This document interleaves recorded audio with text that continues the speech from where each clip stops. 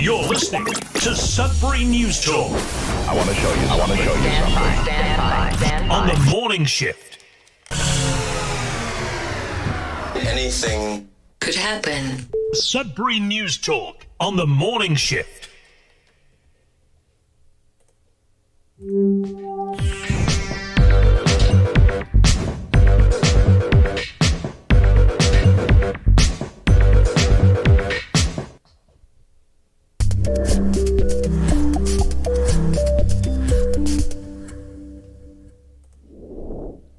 All right, good morning, everyone. Welcome to Sudbury News Talk on the morning shift. I'm AJ Walsh. Glad to be here with you. And on this September the 5th, 2023, I can't believe how time is flying by. It is incredible. The last show we did was just a little tidbit on Thursday saying that we're not going to do a show. But anyways, that was all the way back in August. And that was part of the summer, you know. So the unofficial end of summer, Labor Day, was yesterday, September the 4th. And for many of us, it's back to school. And for many of us, it's our children going back to school when we're kind of frantically getting them ready. School buses are now back on the streets. And it's a whole different world overnight. And so hopefully everyone's able to get adjusted, and the weather's very hot, actually, very surprisingly hot for this time of year. And before anyone gets all worked up about the idea that it was hot yesterday, and there's a warning even for today, it was actually one of the coldest Augusts on record, despite what a lot of people were thinking. Or saying about the heat in the world. So coldest August in many, many years. I was looking for the story this morning. I know I read it on Sudbury.com of all places, and they don't have a search option that I was able to find on their website, just looking for previous stories. I might have saved it and shared it with myself in an email, but anyways, I wanted to go back. But anyways, I'm really glad that we're back on track and we're having a show today. And so welcome. We're live on CKLU 96.7 FM. We're also streaming live at cklu.ca. Click on the Radio Player Canada app. You can download us also and take us with you and listen to us anywhere, anytime on your favorite device through the Radio Player Canada app. We're live streaming at facebook.com/Sudbury News.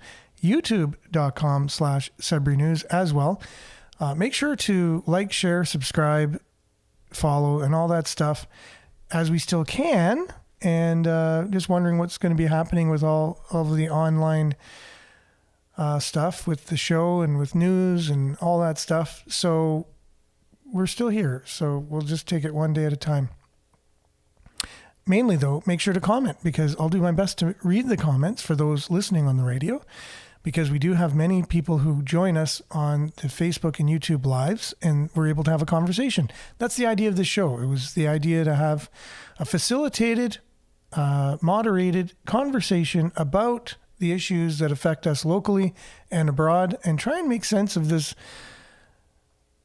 more than usual confusing world that we're living in. And just try to, I guess, together offer some perspective on what we see the world doing, and maybe trying to make sense of it, and then offering some suggestions and comments.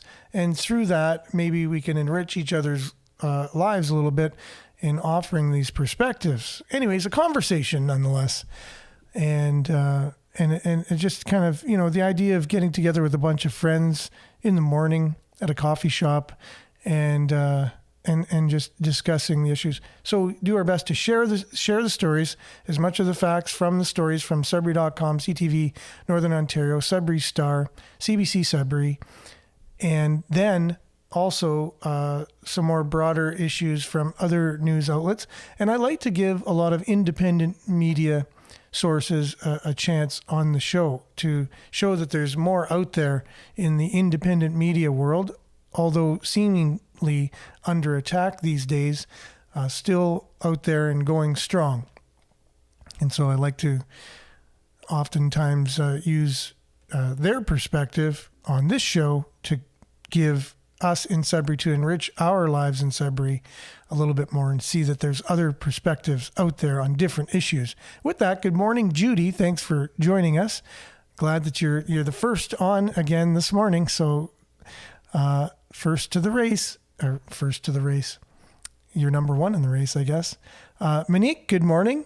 Sudbury with an emoji, sunshine emoji. That's to come in the weather. We'll talk about that. Very warm today. Jerome, he's it going? How's it going, eh? Yes, for sure. I got that as I was reading it. Good, Jerome. I hope you're having a great Tuesday. Good morning. This is from Belinda. Your faith can move mountains and your doubts can create them. Keep the faith. Thank you very much for that. Very positive. Good morning. And Stephen says, you also can't wear white anymore until spring. I did not know that. Thanks for that. And Michael says here, for a bit, good, too hot day for sure. It is definitely going to be a hot day. Okay, there we go. And I guess that was part of our culture, not being able to wear white. I can't help it. I have many white shirts. And Vin, good morning. Thanks for being with us. Let's jump right in. Let's get into, we have lots to talk about this morning because a lot of time has gone since our last show, and we still want to wrap up our series we're having on the attack, it seems like, on free speech in the country through Jordan Peterson's experience with the College of Psychologists, Ontario College of Psychologists, and them wanting him to be re-educated, apparently. So anyways, here you go. Let's start off with some weather. We'll be back with your comments, much, much more. And Shirley, good day. Long time no see. Yes, thanks for being on. Got you in there just in the nick of time. But we'll be back right after this. We'll have some weather for you and a little bit of a warning.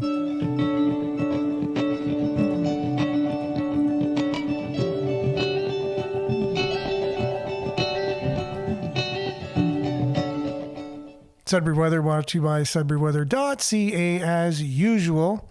So currently it is 17 degrees, but we do have a heat warning.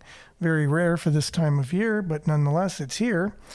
And hot and humid conditions expected today and possibly into Wednesday for some areas. The hazards of this would be maximum temperatures between 29 and 31 degrees Celsius, but with the humidex would feel like 35 to 40. The timing is continuing through today and possibly into Wednesday in some areas. The passage of a cold front will bring an end to the heat and humidity late Wednesday. Daytime high temperatures will vary. Typically, daytime high temperatures will be very atypical of early September, with highs reaching 29 to 31 degrees Celsius. A sharp cool down is expected in the wake of a cold front Wednesday night, I guess. It's all the same things we just mentioned, but they're going to say make sure to check on older family, friends, neighbors, make sure they have they're in a cool place and they have drinking water and all those things. And if you have any conditions that the humidity or the hot weather may affect, so take precautions for those things. And please continue to monitor weather alerts through Environment Canada. That's your weather warning about the heat today and into tomorrow. So tonight, clear, low of 16. Clearing, wind becoming southwest, 20 kilometers, gusting to 40 near noon. That's for tomorrow. High of 30, humidex 38. No, it says Tuesday, which would mean today. So I'm not sure. Let's just do this and see if we didn't get the wrong day for some reason. No, okay. So that's today's weather summary. And then Tuesday night, so tonight, the low will be 20. And then, usually that's tomorrow they're talking about. So I guess they still haven't updated their forecast. But anyways, today it's mainly sunny and it's 30 degrees, but like 38 with the humidex. Tomorrow there is a 60% chance of showers though, high of 28. Thursday, showers 14. Friday, 60% chance of showers, high of 15. Saturday, 40% chance of showers, high of 19. And Sunday, mix of sun and cloud, high of 18. Satellite, though, is currently up to date, taken at about 2:30 a.m. This is what it looks like for those on the radio. It's very clear over our area. Got some clouds coming in from the northwest, however. So that's where these next few days of rain, of showers, are going to be upon us. And that's your Sudbury weather, brought to you by SudburyWeather.ca. We made it through the weather, even though I was a little bit, I guess I'm a little bit rusty from taking about 5 days off. But we'll be back, try and shake off the rust, try and have a really great conversation about Sudbury stories and stories abroad right after this.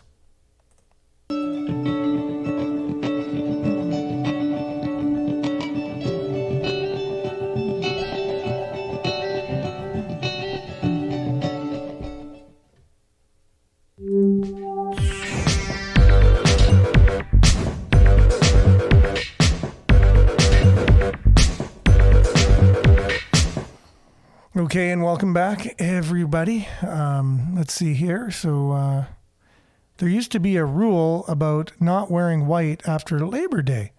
I don't think it counted for shorts, though. White shorts. Interesting. Good morning, Maurice. Thanks for being with us. Much appreciated. And yes, I did not know about not wearing white after Labor Day. I did not get that memo. And as you can see, I am wearing a white shirt underneath my suit coat. Lots to talk about today. Hope everyone had a great long weekend and was able to enjoy the weekend and the weather. And if you were traveling, hopefully you had safe travels. The news of the day is that our website is working again, which is pretty cool. And just sometimes, as you know, if you're watching the show, it just seems to be a little bit funky lately. Certain links are working and not working. But anyways, the main news feed is working. And our website is Sudbury.news, where you can go and get, when it's working, all of the website's local news aggregated into one location. So let's say today they're not sharing the news on Facebook anymore, and that's where you're used to getting your news.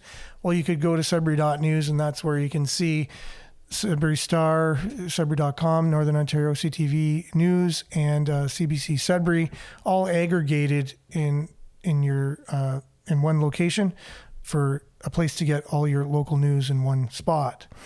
And so here's a look at what it looks like. We don't have our Google ads working currently, so it is what it is. So some of the headlines that are aggregated here: Ontario Premier Doug Ford asked Bank of Canada to halt raise hikes. I know like a lot of economists lately have been talking about us going into a recession. They've been flirting with saying that and saying that it's, maybe we won't go into a recession, but most of them are pretty solid on the fact that we're going into a recession economically. So brace yourself for very high inflation and all the things that come along with recession. We've been through recessions, depending on your age, would be dependent on how many recessions you've been through in your life. But this one will have all the earmarkings of a recession, and then maybe even worse later. We're not sure. So Stephen says, our host was mentioning things that change from summer to autumn. I meant not white shirts, though. Oh, okay. Cool. There you go. Violence in the classroom, a major concern for northeastern Ontario, teachers say as they head back to school. It's one of the main issues the Elementary Teachers Federation of Ontario is seeking to address in its current negotiations with the Ford government. So I wasn't aware that there was an epidemic of violence in our classrooms, but you know what? I wouldn't doubt it with the climate, and not speaking of the temperature, but the climate of today's day and age. Verdict looms in sex assault case involving lawyer. So Adam Cascongay also facing charge of breaching release order. That's from your Sudbury Star headline there. If you want to look more into that, you can read that, the Sudbury Star. Sudbury documentary explores ways to spare women radiation therapy. Maybe it's not a documentary. Sudbury doctor, local oncologist co-authors study. So it's a study, not a documentary, on breast cancer treatment. I did see the reason why I have documentary in mind is because I did see a documentary that they're making on the cancer industry.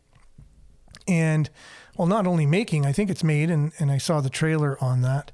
And I hope to have segments of that on the show, talking about the good, the bad, and the ugly of our cancer, what's called industry now.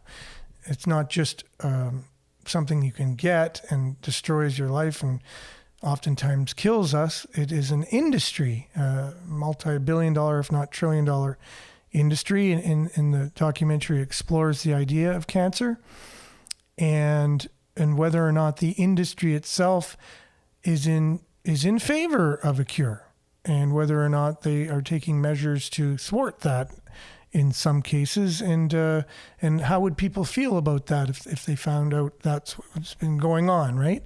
So hopefully we'll be able to have some of that on shows upcoming. Belinda says this one will be the worst. Parents are having financial hardships trying to get their children ready for school, for sure. I'm sure you're talking about the recession, and with inflation happening all around us, children are reflecting on what happens in the home or the violence that happens in our classrooms. Michelle, good morning. Thanks for being with us. And Mona, good morning as well, as many people are jumping on here. And I should refresh my main screen so I can see people as they are commenting. Sometimes it's easier to read it on a big screen than it is on the small screen that I have currently here. See how many people are with us. Looks like we got a good chunk so far. Okay. Also, free paint offered through municipal program. Residents urged to drop off cans that have not been depleted. And that's from the Sudbury Star as well. So I guess there's a program there to collect unused paint and then redistribute the paint. We are currently under a heat wave, for sure. That's from the Sudbury Star. New citizens. Sudbury Star always has a feature on all the latest arrivals from, children being born in the city. The Rainbow School Board welcomes student trustees, so you can read more about that from the Sudbury Star. A lot of Sudbury Star articles here. The Labor Day celebrated here in Sudbury. Hundreds gathered at Morel Family Foundation Park in Sudbury for a free barbecue, solidarity march, and entertainment and more. You can catch that from CTV Northern Ontario. Again, all coming from Sudbury.news, from the news aggregator. Northern flower farmers share their stories. Flower farmers from Cochrane and Timmins tell how they started in the industry and why they love doing what they do. So there you go. So a feel-good story. And maybe to segue into our main Sudbury story today, I'll just catch a couple more comments here, probably talking about the cancer industry. Michael says, an industry to support the needs of cancer patients needs support to grow. Definitely a lot of people suffering from that. And I don't think there's anyone out there who has not been touched in some way, in a negative way, from cancer, right? So definitely we need to support those who are going through it. And but again, it's just a look into the industry itself to see how effective, I guess, it is. And maybe there's some things that can be done better. Brian, good morning. Nickel City Campers. Good morning, Brian. Thanks for being with us. The amount of money that is in cancer research is astronomical. That's Belinda. Doug Ford, this is Stephen, Doug Ford, to hold a 10 a.m. press conference about resignation of its housing minister in the Greenbelt. I was wondering when that was going to happen. I know he was kind of supporting him and supporting the housing minister and hoping that, they can just kind of brush it off, but obviously Lysak's report was pretty damning, and I wouldn't doubt it if the minister is going to resign due to that. And very not cool, the process that they went through to take the Greenbelt as an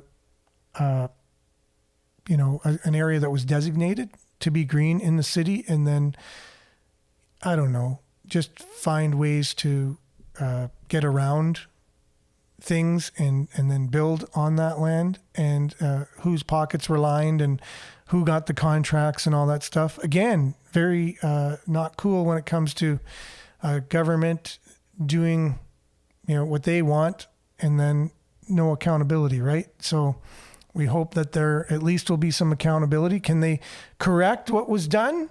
We'll have to see, right? Will the public outcry with this lead to not only a resignation, but maybe halting what's been going on and trying to do things the proper way now?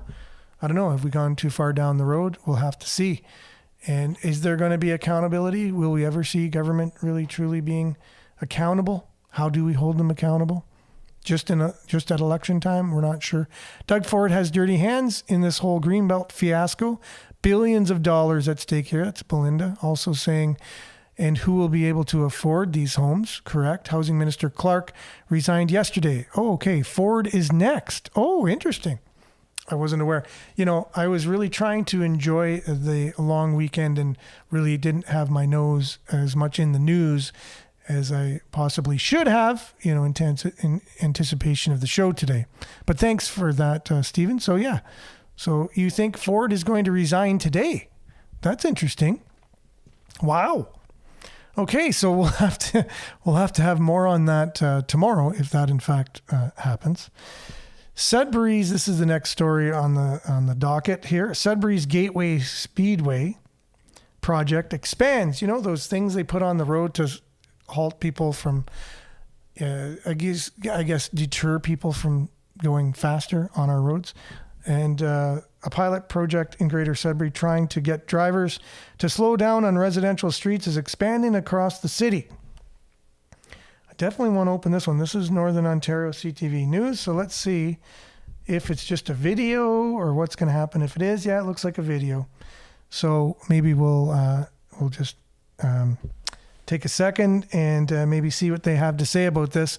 And then the story I want to talk about is the report came out about, you remember the company that was in town doing the asphalt, and they just basically rip up the old asphalt, heat it up, and then put it back down. And it's supposed to save us a lot of money and time and, things like that. So the city halted them and said, hey, we have to do a study on the quality of the asphalt, and you have to halt your operations until that's done.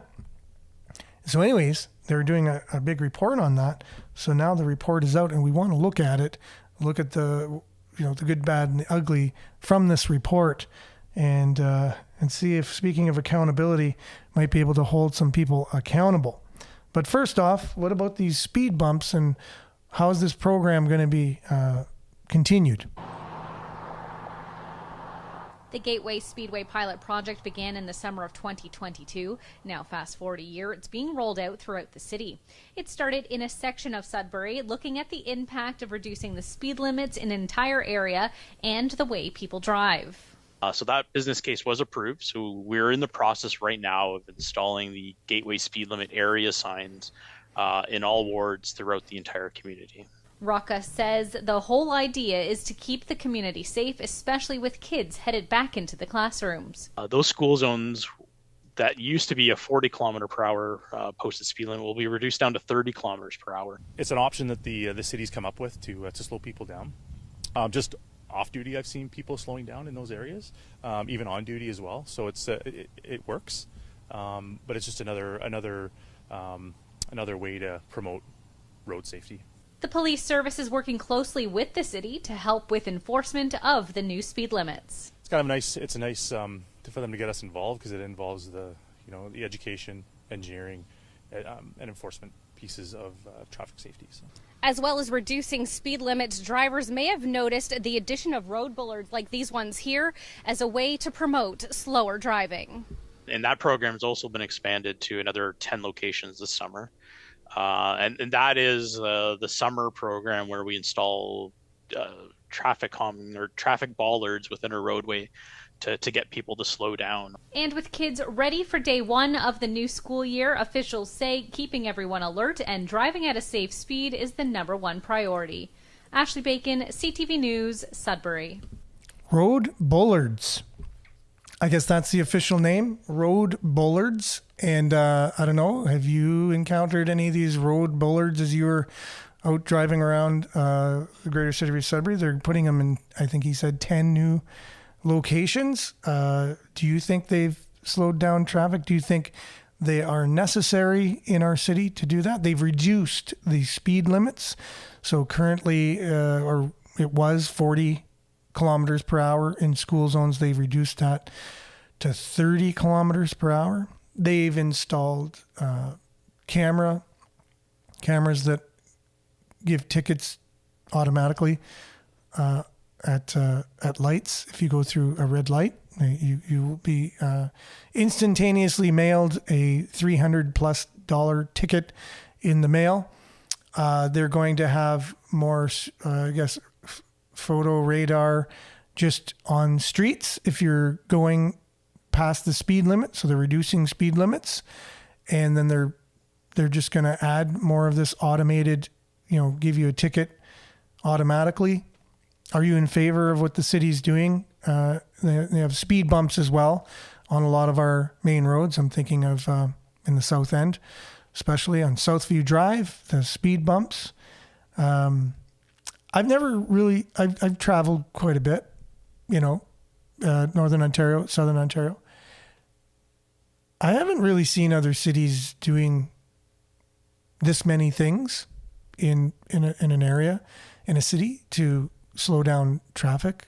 I just thought they had speed limits, and if there's police that were just automatically on patrol and people were speeding, they pull them over and give them a ticket. I thought, you take a risk if you're going to speed, and you basically pay the price if you're caught. And I don't know, it really does seem, unless people like in other travel, further than Ontario, which I've pretty much stuck to Northern Ontario, Southern Ontario, and I haven't seen anything of the likes in any other city, but maybe you've seen it in maybe Europe or other parts of Canada. I'm not sure, but I'm not sure if this is a city that I envisioned living in, and I'm not sure if that's the kind of enforcement that I would sign up for myself. Okay, yeah, Denise, good morning, everyone. Thanks for being with us. Much appreciated. Brian, you're sharing a link here for traffic management, road safety, to all the gateway areas. So thanks for doing that. If you're interested in where they're installing these things. Myself, I don't know if they do anything to my driving. I'm pretty okay just driving the way I've always driven. I don't go crazy, and I don't go exactly the speed limit. That's why I'm kind of afraid of these automatic radar things. If I go 1 kilometer over, I'm going to get a ticket every time. It's all about control. Exactly. I would think. No, you heard Raka pronounce bollards spelled bollards. Okay. Boulards. Yeah, he pronounced them bollards, though, so that's what I said. Too many people are taking that risk. Okay, that's Michael. Also saying, seen them in Quebec. Okay. Is that because we have a large Francophone population here? That's the way we're kind of dealing with our traffic. A lot of people are in favor. And so again, that's why I asked what your opinion is. And I don't know. I just don't know. It looks like possibly reminds one of what could be called a police state, of a surveillance state, right? They're just constantly being surveyed, And anytime you break a traffic law at this point, right? So it could also be used in other things, just kind of have cameras everywhere. And to the point where, I don't know if you've seen Minority Report with Tom Cruise, you could also try and predict and have predictive data. You collect all the data and then it tries to predict if you're going to commit a crime or not. And the data says, yeah, you were going to commit a crime, so you're guilty. And it looks like that's a possibility of where we could end up. Anyways, don't want to get all conspiratorial or anything, but there are kind of reports out there already with all this AI stuff that we are leaning. There are a lot of experts saying that that's where we could end up, is trying to predict, because people will say, yeah, if we can predict the next person who's going to be a serial killer, it would stop them from doing the crimes, right? So yeah, we keep our society safer if we can actually predict if someone has the capability of doing that and stopping them before they do it. So now you're in a pretty dangerous situation. But anyways, the beginnings of that we're seeing now anyways, whether or not it ends up there, is total surveillance all the time. I don't know if I'm a fan. I like the idea of choice. And yeah, so anyways, we'll have more on that, on where our society is heading and whether or not you agree with that. A lot of money to be made on these tickets, the same as expired licenses. We used to get the notice in the mail and now you don't. So yeah, that's just a reminder for everyone to go online and register your license, or at least update your license like you used to do at the MTO. You used to go in and get your sticker or whatever. You still have to do that, even though you don't have to pay for it. You have to go online. That's another thing our society is doing more and more. Everything will be online. They're going with a digital currency, a CBDC, so there'll be no more cash in your hands. All digital currency. You do everything online. Everything will be cameras. You know what I mean? So all automated digital world we're heading into. But it looks like Sudbury's going headlong into it, like even faster than other communities. It seems like that to me anyways. You want to kind of hold off as much as you can, but that's the world we're heading into. A lot of speed demons on residential streets. Yeah, so Stephen is definitely in favor of the surveillance state and for the reason of safety, keeping you safe. Warm up to smart cities. Sudbury is still on the list for sure. I remember one of the, I think it was Tyler at the Sudbury.com was laughing or making fun in his story of the idea of 15-minute cities. It was just a conspiracy theory and all these things. And I hope the people listening to this show or watching this show have by now at least looked into how credible the idea is that 15-minute cities are a real thing, and that Sudbury is kind of wanting to be this world leader or something, and being as, pro-advanced, being as early on in these things as possible. I don't know why, but it looks like we're really hot on this thing. What's the movie with Will Smith years ago? Enemy of the State? There's a lot of movies that allude to this type of thing. In truth, Minority Report was being empathetic. Mind readers kept in cars. These cameras being installed are part of 15-minute cities, Michelle says. And yeah, so again, if you want to take the opportunity to just research 15-minute cities, you really shouldn't have much problem with actually seeing that they are a real thing. And Sudbury has basically said they want to be part of this. Police budget is already at $72 million. This is Natalie Labby chiming in. Appreciated too. Always keeping us on track when it comes to city-related things. These traffic calming measures are prevalent all over Ontario. There are several options under the Highway Traffic Act and what the city is allowed to do to manage speeding. It's not something that the city dreamed up. Speeding in residential areas is the number one complaint the 311 and non-emergency GSPS receive. Anyone says the city needs to do something, all capital letters, then they do, and some are still not happy. I just received an email last night for someone in Hammer, not even in my ward, although they thought they were a part. Yeah, these ward boundaries are really interesting in the city. Like, geographically, they could probably be rejigged to make a little bit more sense. But anyways, I can see how someone didn't know what ward they were in. Although they thought they were a part of the ward of Ward 7, thanking the city for the bollards on his street because he witnessed it's helped. So, okay, for sure. I know there's a lot of people that love that. And again, just kind of saying, I'm not the greatest fan of forcing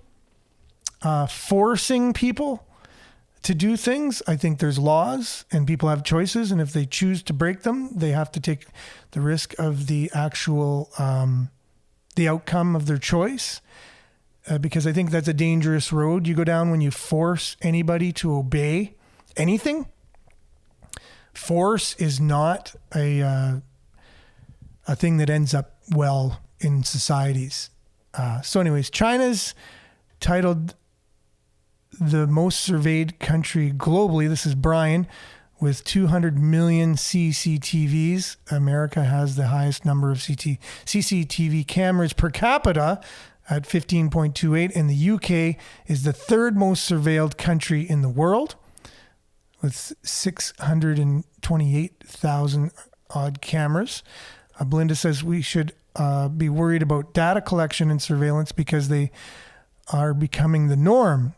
Ask the people of China how much they like this type of surveillance, social credit scores, and they won't tell you because it will come back to bite them more than likely. Forcing or encouraging. That's true, Michael. That's true. Forcing and encouraging. Yeah, there could be a fine line there, right? So what is it? But when it starts to get to be forcing, you have to kind of ask yourself, okay, why does our society decide to force people? And it would be hard to be a city councillor. So my hat goes off to Natalie. You're getting all kinds of people. And I'm not sitting here as a constituent or as somebody complaining to a councillor at this point. So I hope you don't take that as that. It's just my opinion of what we need to look out for, like what road we're going down. And as we see, we have a lot of UN type policies that we've adopted in this city. And I think maybe as city councillors, we need to look into those and say, do we really need to have UN policies governing our city, or should we be having more homegrown ideas to solve our problems here and not have cookie cutter globalist policies in our city, the tentacles of globalism kind of governing our town type of thing. Stephen says conduct the traffic calming and convince is better than stopping and fining or arresting. Yay, bollards. So again, a lot of fans of the bollards. It looks interesting, you have to admit. Just obstacles in the road, you definitely can't daydream as you're driving. Yeah, UN policies for sure, Michael. If you look into the UN's goals for cities, they definitely have policies that they've given to smaller cities to adopt. And we talked about this on a show, I believe, last week, where there's a grassroots movement to get rid of the UN adopted policies that many cities have adopted. Why reinvent the wheel? Yeah, okay, for sure. Why not just take, the UN's idea for, it was the same idea of box stores. Remember when box stores came into cities and they put all the small businesses out of business kind of idea, right? The cookie cutter, large, kind of major corporate entities coming into small cities, and now they all look the same. Like, it being in Sudbury looks very much the same as going down to Barrie. It looks the same as going into, Vaughan, other than maybe some larger buildings or whatever.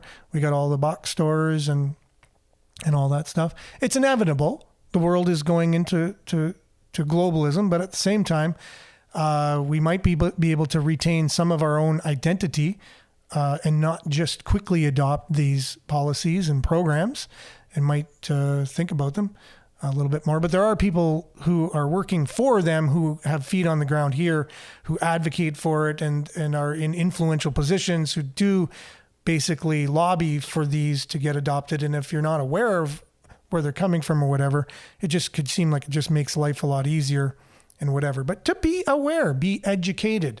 You can still be for a bollard, but just be educated on what they are and what they can do and what they could lead to later on. And it's okay if you're all for that. Are they ripping up the asphalt? Are they doing damage to the asphalt even? I don't know. Are they going to stay there permanently? What happens when people hit them? I don't know. You just you look down for a second and you end up hitting one of these things and it rips it out of the ground. What's the cost of them? I don't know. Hard to say. Yay UN, yay globalists, yay cosmopolitans. That's Stephen. Our own identity is on the grounds of science north, the Big Nickel. There you go. A lot of our tourist attractions, I guess. So here you go. Let's look into this. The report came out about the company that was doing work here in Sudbury. I thought I had that story all ready to go. And I must. I know I opened the darn thing and had it ready to go. That's odd. Okay, so here we go again. The pavement. Okay, yes, that is. All right, so here you go. Damming report gives Kingsway asphalt project a failing grade. So they finally have the report out from the company doing the road resurfacing. Road Surface Recycling Vice President Technology and Research Frank Krupe dismissed the third-party asphalt quality report the city ordered as bunk and said his company's work will hold up.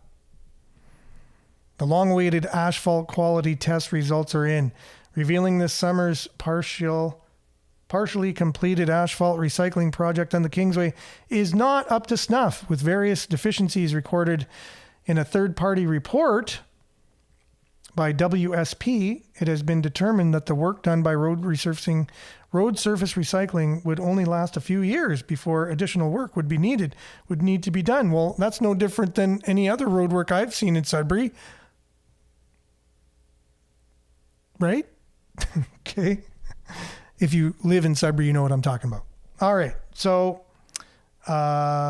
such as the hot mix patching and surface sealing would need to be done. WSP's damming report, made public by the city this week, also sheds light on why Ajax-based road surface recycling was ordered to cease operations of the partially completed project effective July the 12th. The project in question should not be mistaken for the asphalt project that took place this summer in front of Costco, which was a traditional paving effort.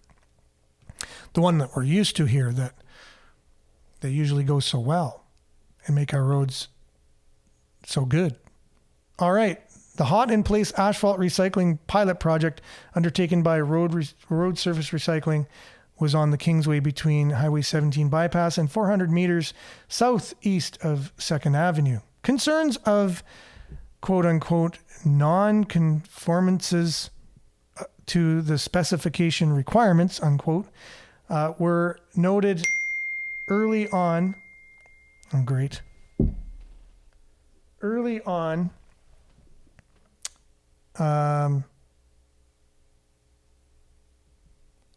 during the project on July 11th. It was determined that the contractor could not demonstrate significant improvement in their equipment or operations. Road Surface Recycling Vice President Technology and Research Frank Krupe told Sudbury.com the third-party tests are bunk and that his company's work holds up. The city released the WSP results to local media on Thursday afternoon, right before the long weekend, alongside a brief statement summarizing the document as demonstrating road surface recycling frequently failed to meet requirements. They said the deficiencies described in the report will cause premature distress and may reduce the expected service life of the hot-in-place material by approximately 30 to 60%, leading to increased maintenance costs. So it also goes on to say the temperature, they had an issue with the temperature, the equipment failed to maintain steady heating, failing to maintain clean surface, the hot milling unit was not milling the existing asphalt to the required uniform depth of 50 millimeters. The material was not thoroughly mixed. Various samples did not meet the 92% compaction requirement. Wow, a lot of things it wasn't meeting. So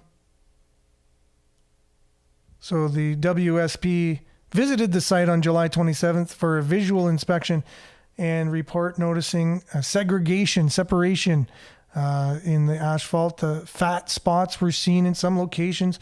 Flushing, bleeding was seen through 10 to 15% of the assessment area. Cracking was observed in isolated areas. From their visual inspection and various core tests evaluated in the laboratory, WSP concluded the quality of the HIR was poor and frequently did not meet the protection specifications requirements. Okay. Now, Krupe from the company says, calling to question various findings within the WSP report and the city's accounting of events, road surface recycling vice president, technology and research, Frank Krupe, dismissed it as a personal attack. This is personal, he said, noting that the city has devoted an inordinate amount of time of evaluating his company's work. For them to send all these people out and log us in this way, the way that they did, that's discriminatory practice, he said. Never have we ever seen this, or never have we ever been tested like that. Throughout much of the road surface recycling's time on the Kingsway, he said city staff were on site evaluating their work. Such is affirmed by the step-by-step reporting on what took place for a handful of days, which the city released this week as part of the WSP report. My question is, has the city ever done this to any other contractor doing work in the city on roads? Ever? Now, if they have, that's awesome. And we know that they've always been concerned about the quality of our roads being made in Sudbury. And through their vigilant work and testing using third-party non-biased companies to do the reporting, we now get a chance to drive on some of the best roads we've ever seen, because the city's done such a good job making sure the quality of our asphalt and the quality of the work being done is stellar, right? Or is that just sarcasm? And are we used to driving on less than,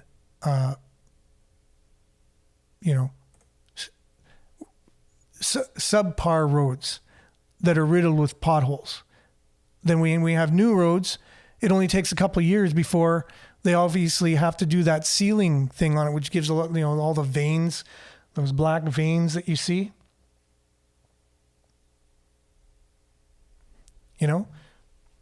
And they're constantly ripping it up and using subpar materials and all these things. So wasn't there a company that was already found that they're using subpar materials in the past, and they were kind of, they lost the contract? And aren't they just ripping up those same materials that were used before? And now we're finding that the material is subpar? But that was the previous company, because this company just rips up the old asphalt and reheats it and puts new stuff down.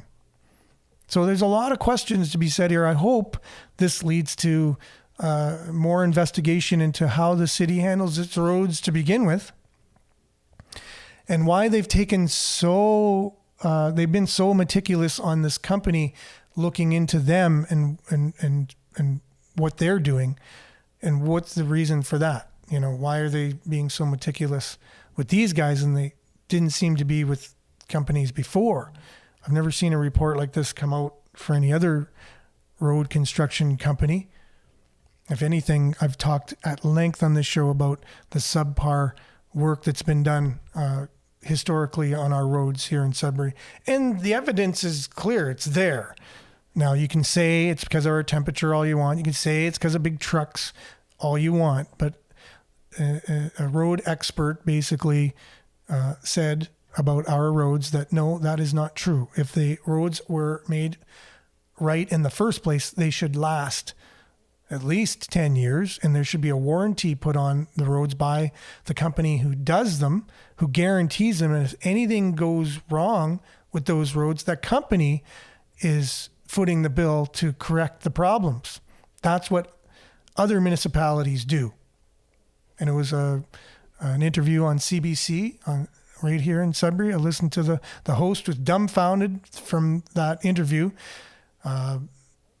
Didn't know what to say. This person is saying they do work. It's an engineer who specializes in northern roads.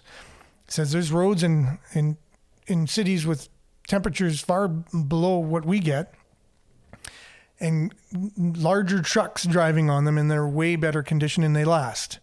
Because if you make a road right in the first place, it will last. And I was just in Southern Ontario this weekend and saw their road construction, and you can tell a difference. The asphalt is blacker. It's smoother when it's put down. It just looks right compared to what we have here. Just by quickly looking at it, you can tell. A comment from YouTube here from Bob. Thanks for joining us, Bob, by the way. If you're recycling existing poor quality materials, would it not be reasonable to expect poor quality in the finished product? Yeah, this article does not talk about that, oddly enough. I'm not sure why. Remember quite a few years ago, Interpaving being fined $1 million for subpar asphalt. And I could be wrong, but I don't think they went through even close to the scrutiny that this company went through. I just think, it was probably a whistleblower. I'd have to go back and look at how they were found out or whatever, that they were using subpar asphalt. But anyways, roads are an interesting thing in the city, right? Something we've had to deal with for many years. I think that's because of nefarious things going on and maybe contracts. You see, I'm going to mention the word corruption.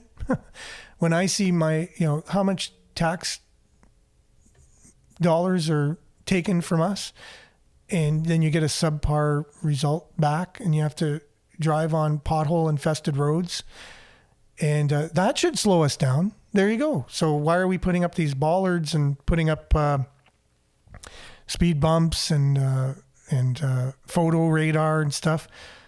I mean, it's hard to drive really fast on a pothole infested road. It's a natural deterrent, right? So maybe we just keep up our potholes and just keep things the same. And we don't have to use all of these other measures to slow people down. Good for mechanics too. Good for alignment places, keeps the economy going in other ways. So fortunately, it's all the time we got on the subject. I'd like to just say that I appreciate everybody commenting on the show today. Great to be back. Still feel a little bit rusty, though, after the 5 days off. One last comment here from Michelle. A lot more transports traveling Highway 17 into Sudbury onto the Kingsway, heading elsewhere. Yeah, that's the argument I've heard.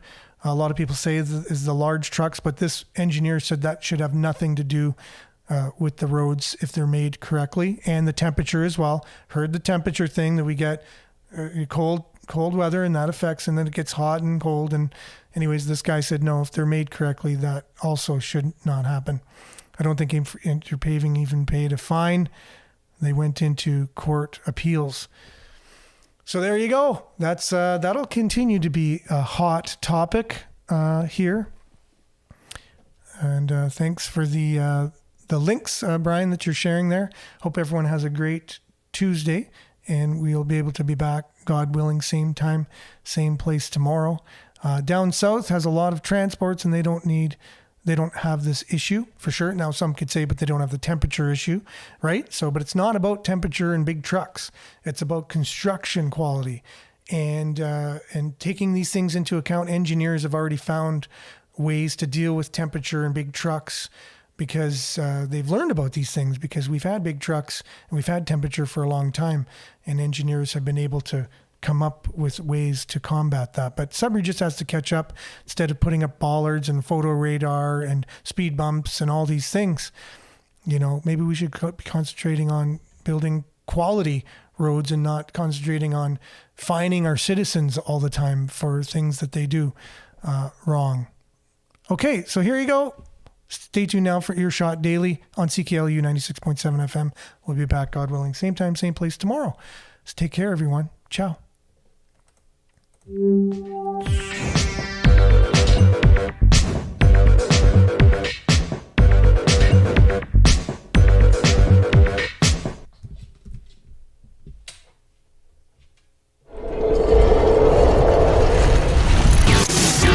This is Sudbury News Talk on the morning shift.